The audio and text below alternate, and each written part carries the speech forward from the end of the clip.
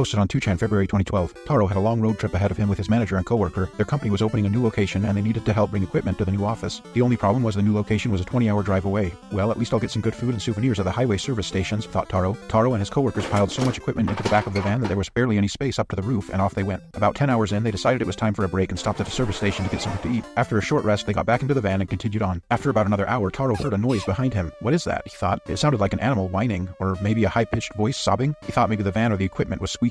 Then he heard it again. He turned to his manager, who was driving, and asked if he heard something. His manager said he heard it too, and they pulled over. It was about 10 p.m. They were far from any lights, so it was pitch dark. The manager told Taro to open the door and see what was making the noise. No, said Taro. What if this is like The Grudge and I get cursed? Eventually, he worked up the courage to open the door. Sitting in between the equipment cases was a little boy, who looked at them and started crying. The manager screamed, which made the boy start crying more. Taro stayed calm and asked the boy, who looked about 3 years old, what happened. The boy had wandered away from his family, who were taking a break at the station, climbed into the back of the van, and the door closed on him. After calling the police and answering their questions, Taro stayed with the boy until his grateful family came to pick him up.